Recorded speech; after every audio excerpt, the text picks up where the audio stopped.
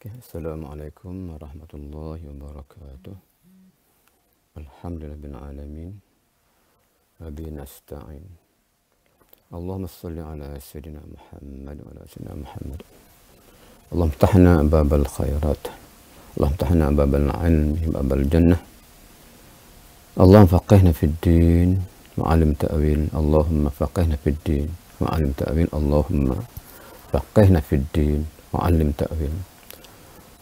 Ya Ar-Rahimin. Alhamdulillah, alhamdulillah, syukur bang Ta'ala karena kita masih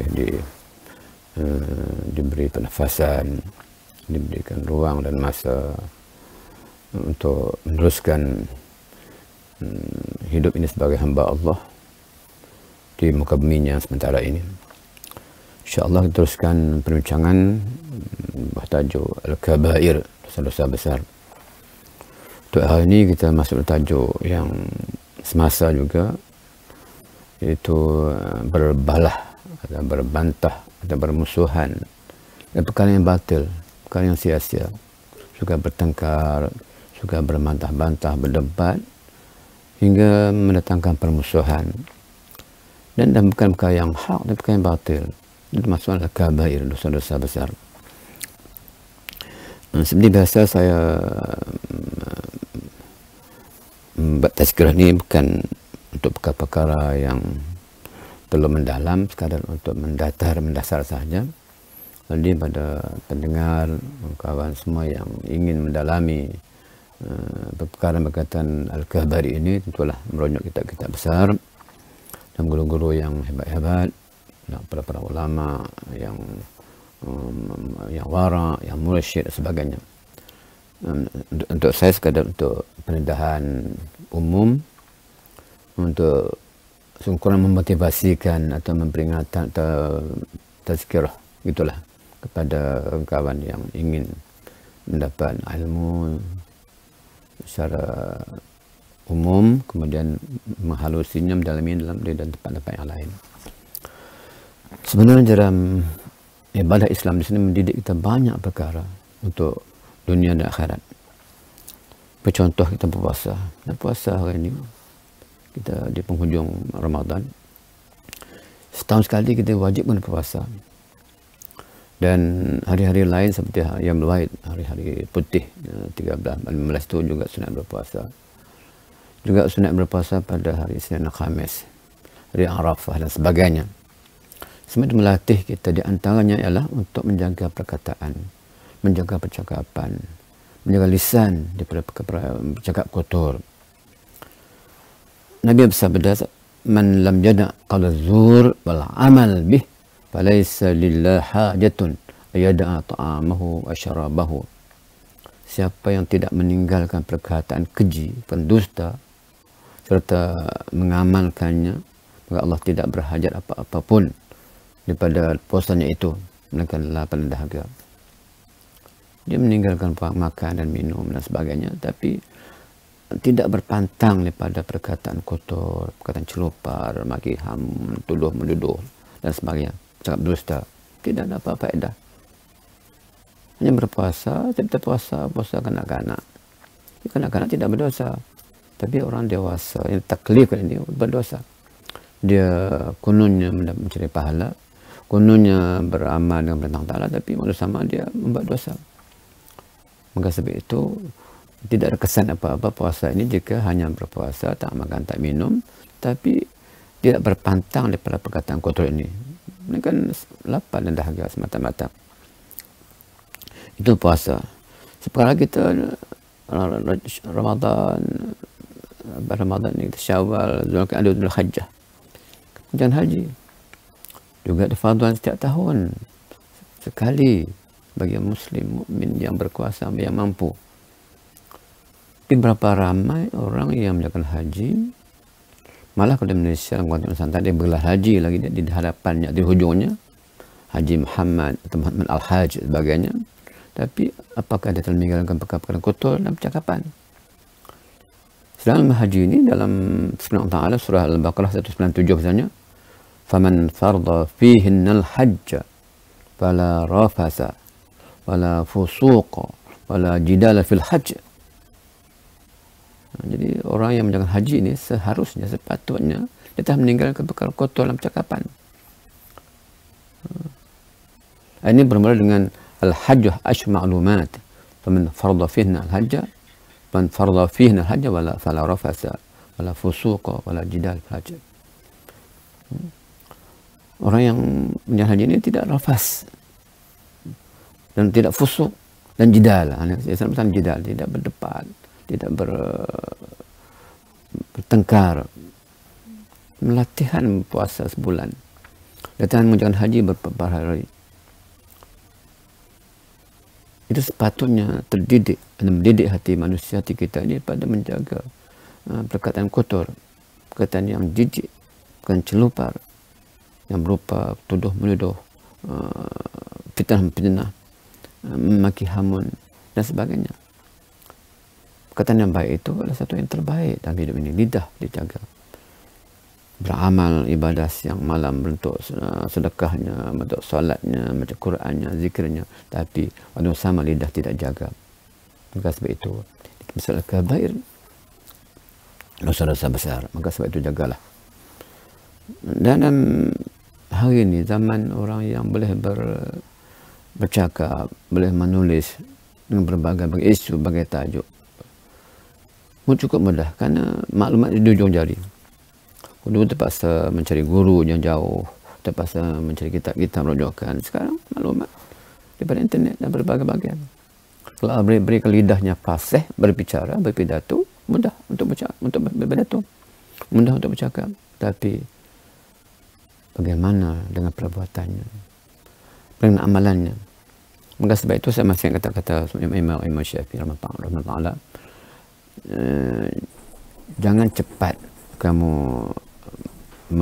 meletakkan sesuatu waliullah karena kepetahan ucapannya, karena kelihatan warak dalam penghidupannya yang zahir. Yang kamu lihat sendiri amalan sebenarnya. Kamu lihat di rumahnya misalnya. So kita kenal guru-guru kita bersama di luar daripada rumah, di masjid, di surau, di dewan. Cuma kamu ziarah rumahnya. Terkadang berlaku berbagai-bagai di rumahnya, gambar-gambar yang tidak senonoh, dengan bunyi-bunyian yang tidak sukai oleh Islam. Di mana Islamnya? Ini ada seorang sahabat saya yang sangat baik, alhamdulillah. Pengajiannya bukan bidang Islam, bidang sains. Dan dia sangat minat seorang ilmuwan yang hebat penulisannya dan pidatonya. Saya tak sebut namanya. Yang penting pengajarannya. Satu ketika dia berpeluang ke negara tersebut, dia melihat sendiri keluarga pemidato tersebut, ilmuwan tersebut. Dia lihat sendiri orangnya, keluarganya, rumah tangganya bobrok, tidak Islamik. Maka ini yang kita khawatiri untuk kita sendiri. Lima taquluna ma la taf'alun. Kabar makna inna Allah an taqulu ma la taf'alun. Kenapa kan pandai berkata kamu tak buat? Allah muka sayang orang-orang yang hanya pandai berkata tidak berbuat. Minan nas may yu'jibuka qawlu fil hayatid dunya wa yashhadullah ala ma fil qalbihi. Bahwa Adul Khisam surah Al-Baqarah 24. Minan nas, bukan semuanya, minan nas bang manusia, may yu'jibuka qawlu fil hayatid dunya. Kamu sangat kagum dengan ucapannya pada dunia ini. Wasyadullah ala ma fi qalbih, malah dia bersumpah dengan kata-kata itu seolah datang pada hatinya sendiri, tapi sebenarnya dia adalah orang yang keras pemusuhannya. Ada zahirnya lain, dalamnya lain, ucapannya lain, hatinya lain. Kalau kata kita as-siddiq itu benar, itu bukan benar pada hanya ucapan, tapi benar pada niatnya, benar pada ucapannya, benar pada perbuatannya, perpelakuannya. Itu sama saya guru-guru saya dulu, teman-teman sekolah dulu, dia ingat, kau nak puji orang berpada-pada.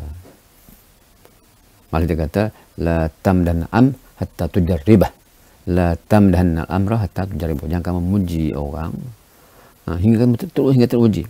Ini adalah mahfuzat zaman di sekolah dulu, kita hafal buku kita mahfuzat, hafazan.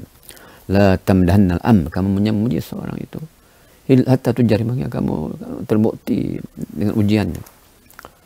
Maka sebenarnya ada pandu mengatakan kita kena kawan kita yang baik itu, pemurahnya, tenangnya, dan sebagainya. Cuma musafir dengan dia 3 hari 3 malam. 3 hari. Kamu tahu dalam 3 hari itu bagaimana solatnya, bagaimana makan minumnya, bagaimana pertuturannya, bagaimana sikapnya. Kamu tidak kenal dalam permusafiran, kamu tak dapat kepastian sebab kebenarannya. Maafkan saya satu kisah yang saya boleh kongsi sini. Kisah benar, mungkin ada yang tak setuju, tak apa, tapi saya nak ceritakan kisah benar ini. Ketika satu pagi saya dapat buku di masjid, tajuknya 50 dalil Anwar tidak layak jadi PM. 50 dalil Anwar tidak jadi PM. Saya pegang buku itu, saya membaca secara speed reading, tak apa lama, tak sampai pun 20 minit. Ya, buku tebal, tapi saya habiskan. Saya tu jumpa seorang, saya sebut nama lah sampai, itu Ustaz almarhum Ustaz Dahlan Arsyad almarhum, dia orang baik insya-Allah. Saya jumpa dia, saya tunjuk buku ni kepada dia. Dia tidak baca. Terus dia kata, bila pandang mata saya, dia kata apa? Ana berkawan dengan Anwar Ibrahim. Ana musafir sama dia. Bukan 2 hari, bukan 3 hari, bukan sebulan. Di dalam negara, luar negara, siang dan malam, tidak percaya. Untuk itu hujahnya.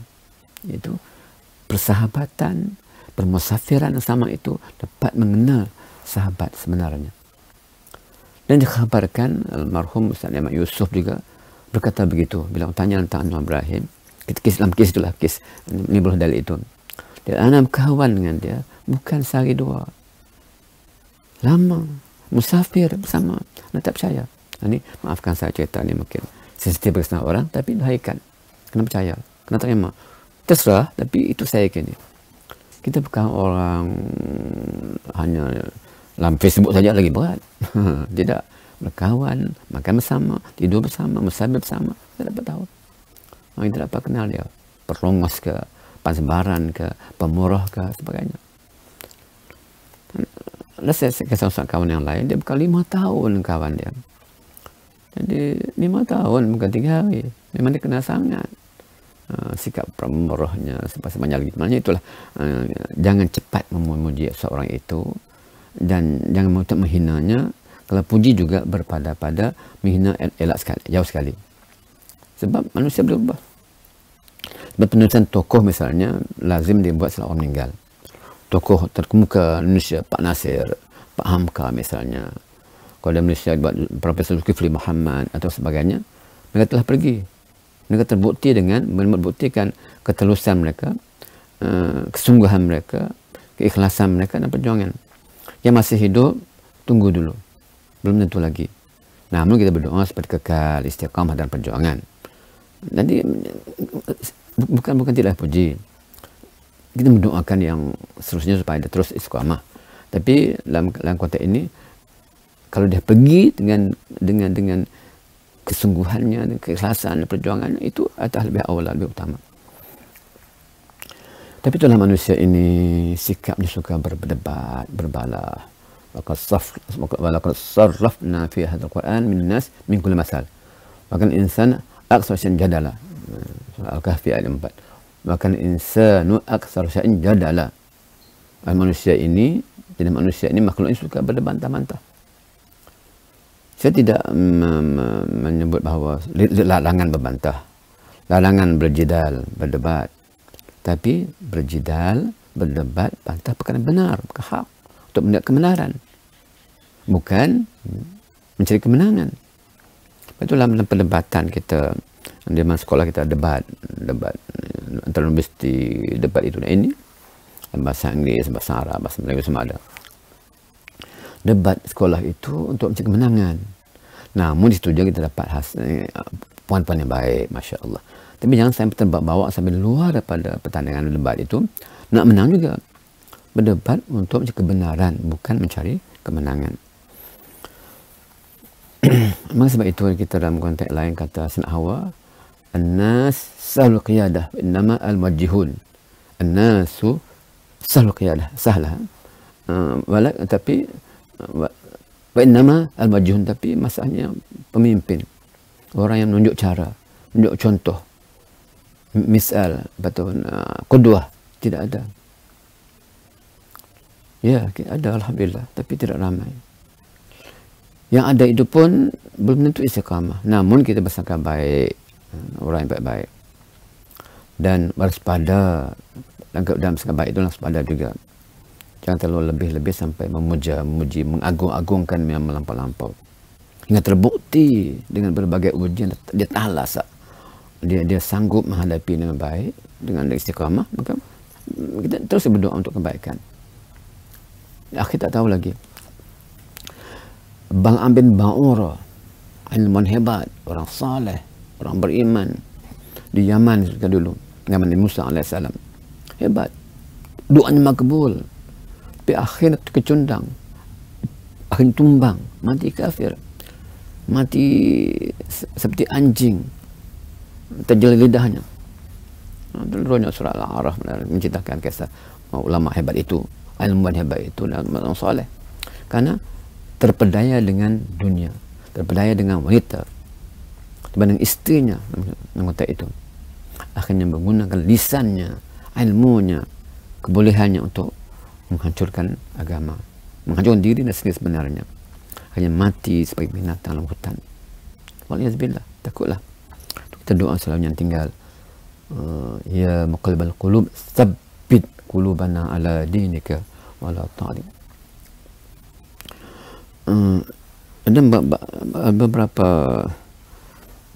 hadis yang berkaitan ini, boleh kita rojak sedikit tentang sifat manusia ini. Nabi menyebut dalam sabdanya, inna abghadur rijal ila Allah al-aladul qasim. Inna abghadul rijal ila Allah al-aladul qasim. Sungguhnya lelaki yang paling dibenci Allah Ta'ala, termasuk wanita juga, lah orang yang terpesong daripada kebenaran dan suka membangkitkan permusuhan. Orangnya baik, orangnya wara, orangnya ilmuwan, terkadang di penghujungnya dia jadi musuh Islam, musuh perjuangan, musuh pada pejuang, musuh pendakwah. Waliyazbillah. Tidak mustahil. Tidak mustahil. Namun kita mendoakan semuanya istiqamah dalam perjuangan. Dan saya ulangi lagi, doanya paling mudah kita hafal adalah sabbin qalbi ala dinika wala ta'atik. Doakan. Sangat dibenci orang macam ni, maka jauhkan kita jangan ini.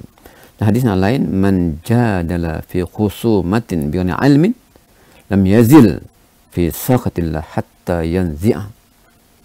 Man jadala, siapa bermujalah, siapa yang berbahas, bertelagah, berdebat, fi khusumatin ghaibi ilmin, satu perdebatan tidak berdasarkan ilmu, lam yazal fi saqatillah hatta yanzi'a. Orang ini sentiasa berada dalam keadaan kemenangan Allah muka hingga dia berhenti taubat. Cuma muhasabah diri sendiri untuk kita. Apa kita orang yang suka berdebat perkara yang batil? Dalam konteks sekarang pakai soal furu'. Tidak habis-habis berdebat soal furu'. Juga saya masih ingat saya dulu sekolah di Perlis, dia sekolah menengah Aliyah Arab Perlis. Saya sebut namanya seorang guru yang sangat baik. Semuanya baik alhamdulillah, di antaranya Ustaz Hamid Rajab. Ini orang Pulau Pinang, dia lepasan Azhar. Dia selalu mengingatkan kami tentang ini, tentang percakapan, tentang pertuturan, tentang perdebatan ini, supaya apa yang kita cakap itu kita buat, apa yang kita cakap itu datang pada hati kita sendiri. Dan elakkan daripada perkara yang furu' ini, diperbincang, diperbahasan. Banyak pada prinsip yang kita tinggalkan. Ketika itu kita itu isu kunut solat subuh sampai sekarang berlaku lagi. Dia mudah, dia kata, hampa tak Hampa tak baca kunut tak apa, yang hampa tak sembahyang subuh. Simple, mudah. Hampa tak baca kunut tak apa, yang tak subuh. Masalahnya daripada bab soal kunut, subuh tak sembahyang. Atau soal subuh sekali pun berdebat menghina sana menghina sini, mencaci macam sini, membuang masa lawak gitu, kita buang masa. Tak disukai Allah Ta'ala. Islam tidak mengandung gitu, banyak besar lagi. Kata Salban dalam Kode Melayu kan, masa Allah beri kepada kita terlalu sedikit banding tugas kita.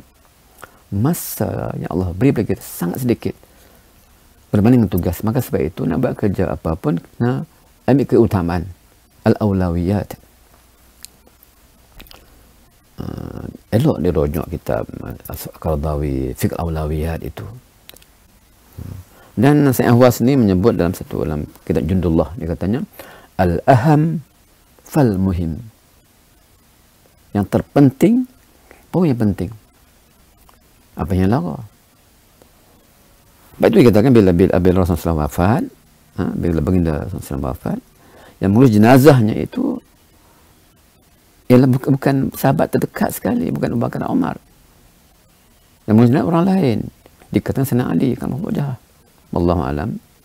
So ini sejarah kadang-kadang ada putar belitnya, tapi saya sebutkan semangatnya gini bahawa jenazah itu fardu kifayah. Mengurus jenazah fardu kifayah. Walaupun jenazah Nabi SAW. Tetapi pada yang sama ialah mengurus negara. Pimpinan negara itu juga penting. Sedangkan itu fardu kifayah yang boleh dilakukan siapa saja. Tapi negara ni jika terlepas pada orang yang fasik, maka utamakan menguruskan negara. Maka sebab Sayyidina Umar menguruskan soal negara, siapa mengganti Rasulullah SAW. Begitu. Ada timbul fitnah kalau Sayyidina Abu Bakar Umar tidak peduli, tidak. Kan itu kegunaan. Konteks hari ini. Ada satu perkara, ada kematian, ada kahwin. Kedua-duanya dituntut. Nabi menganjur kita supaya hadir menjadi kahwin, walimah. Tapi ziarah kematian bertemu dua perkara. Waktu yang sama. Nak mana? Sebagai contoh lah, kahwin itu mungkin anak yang keberapa atau yang pertama sekalipun. Tapi bukan sekali, bukan dua kali, bukan satu kaedah yang menghormati tetamu, menghormati tuan rumah, tuan kenduri. Tapi jenazah sekali je. Dia mandi sekali je, maka jenazah. Contoh-contoh bilang saya lah. Apalagi kalau soal-soal kecil kita nak dibesarkan, soal kecil yang utamakan. Soal tidak ada kerja. Soal tidak ada kerja, banyak benda lain yang buat. Kemudian arwah diutamakan, misalnya. Macam-macam kecil utamakan, benda besar soal besar lagi diabaikan. Rakyat miskin, rakyat susah, tidak derita. Tiba-tiba kita sebagai pemimpin misalnya mengabaikan tugas rakyat, mengutamakan untuk tugas individu. Ini perkara yang berkaitan dengan cara hidup kita juga lah. Sebab itu dalam hadis lain Nabi bersabda, "Ma dhalla qauman ba'da huda kanu 'alaihi illa ulul jadal." Sumatala ma darabuhu laka illa jadala bal hum qaumun qasimun. Tidak akan sesat satu kaum setelah mereka berada di atas petunjuk, melainkan peluang untuk berbalah diberikan kepada mereka. Masya Allah baik. Datang peluang berbalah. Kemudian bagian dia membaca, sebenarnya mereka tidak mengemukakan perbandingan itu kepadamu wahai Muhammad, melainkan kerana berbantah semata-mata. Bukan kerana mencari kebenaran. Bahkan mereka adalah kaum yang sangat suka menggunakan bantahan, berbantah. Az-Zukhruf ayat 58. Ma darabuhu laka illa jadala bal hum qaumun qasimun. Berbahaya jika berbalah menggunakan ayat Quran, menggunakan hadis untuk kepentingan kemenangan, kebatilan itu. Bukan soal kebenaran. Orang dia menghafal Quran, berdebat dengan orang jahil. Maksud jahil itu tidak mengerti Quran sebaik seperti dia. Digunakan Quran hadis. Orang terpinga-pinga, orang kagum, ini hebat Quran. Sedangkan tafsiran bukan itu.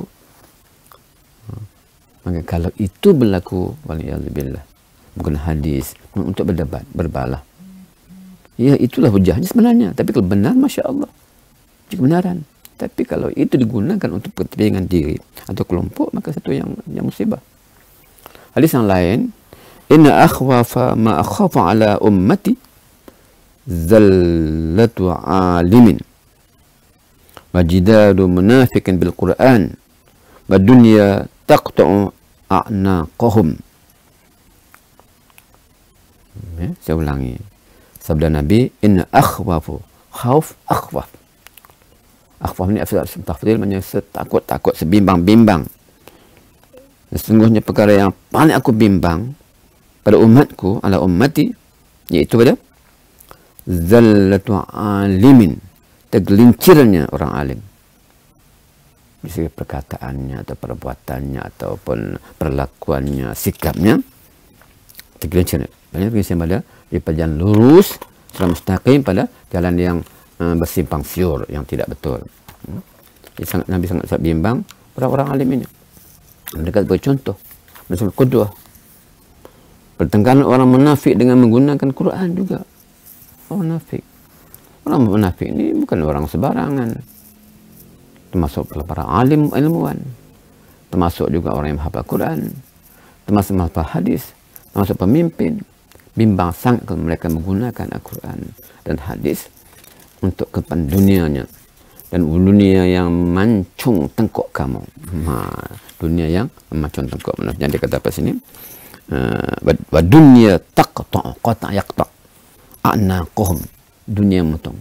Kan dunia iman terbang. Dunia amalan rosak. Dunia segala-galanya rosak. Ya, dunia mazra'ul akhirah, dunia tempat tanaman ladang untuk akhirat. Maka tanamlah yang benih yang baik, perkara yang baik-baik. Jangan tanam yang merosakkan. Amal yang baik-baik, amal soleh. Elok diulangi hadis ini.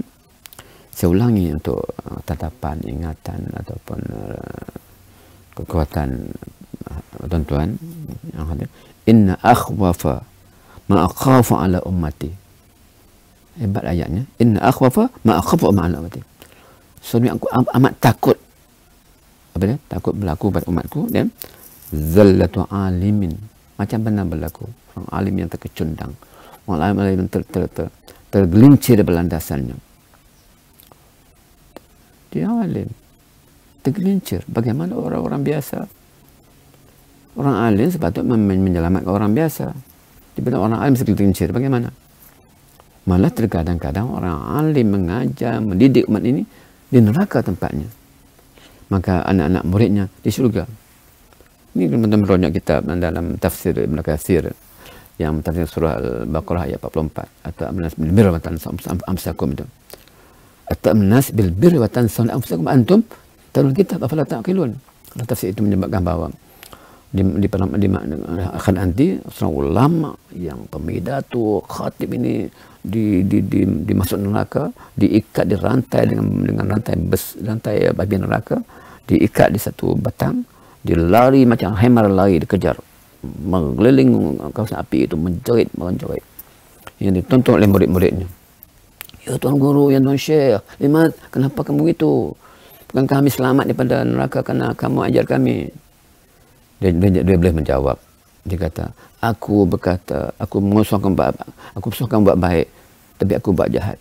Aku melarang kamu buat jahat, tapi aku yang buat jahat.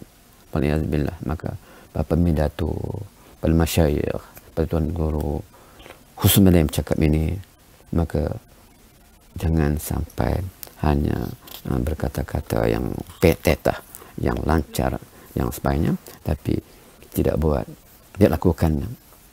Sebab tu saya masih kata Syekh Mat Ghazali almarhum juga, ulama dulu ilmunya sejengkal, taklah banyak sejengkal, tapi amalnya hampir sejengkal.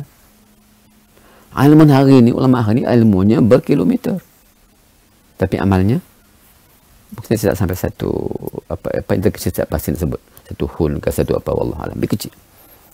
Itu bahasa yang saya translatekan Melayu lah, kalau yang tepatnya tidak pastilah, lebih gitu.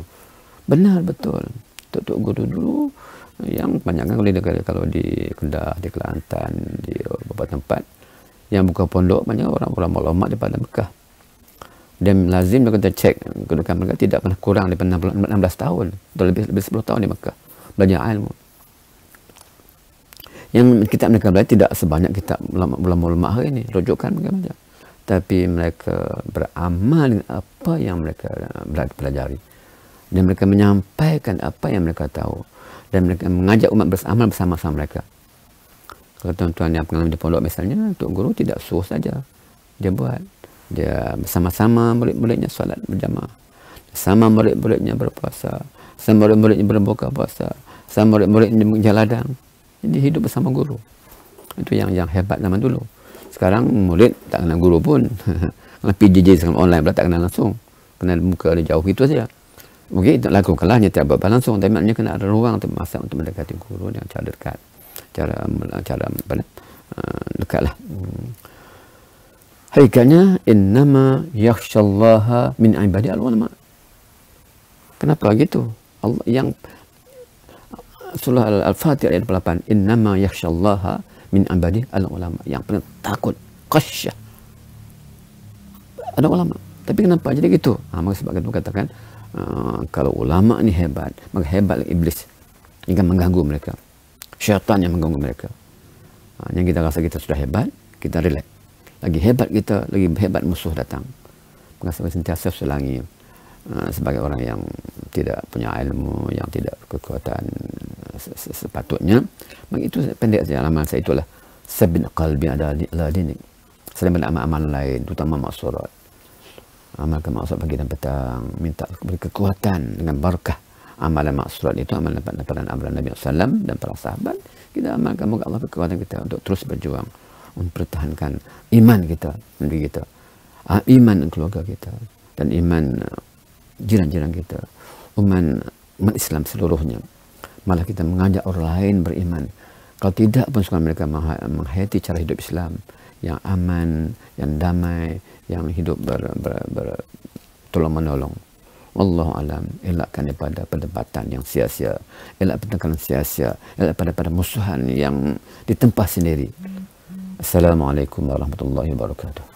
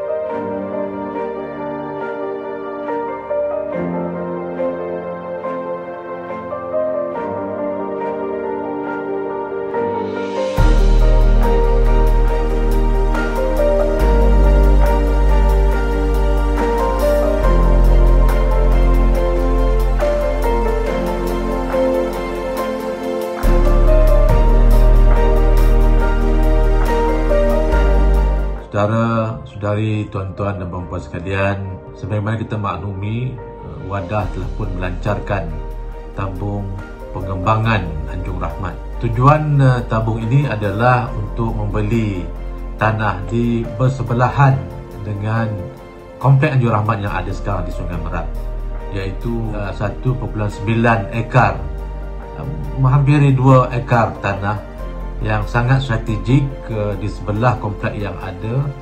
Dan kita bersyukur kepada Allah SWT kerana diberi ruang untuk mengembangkan pejabat kita.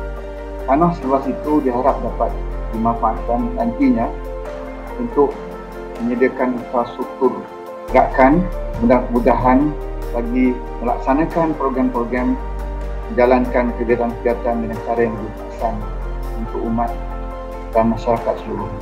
Dan yang mana kita mendambakan, mengimpikan sebuah kompleks yang lengkap dengan pusat pentadbiran, pusat persidangan, asrama dan juga bangunan-bangunan yang untuk memperhebatkan aktiviti dakwah supaya akhirnya kompleks Anjur Rahmat ini menjadi bangunan ikonik untuk kerja-kerja dakwah. Kami amat mengharapkan supaya saudara-saudari yang berada di negeri, diri daripada pimpinan dan aktivis-aktivis dapat tampil membantu menjayakan cita-cita dan hasrat kita. Bagi pihak Wadah, saya ingin menyuruh sahabat sekalian untuk sama-sama menyumbang untuk menjayakan projek ini. Membeli tanah dahulu, kemudian kita akan berusaha untuk membina bangunan yang telah kita rancang dan kita impikan. Maka kita harap marilah kita berinfak sesungguh hati. Projek ini keperluan sumbangan mendesak kerana dalam beberapa bulan sahaja lagi pembayaran tanah ini sebanyak 100,750 juta kena diselesaikan. Ya, mudah-mudahan insya-Allah ini tidak akan merugi dan janji Allah itu akan menjamin masa depan kita di kampung akhirat nanti.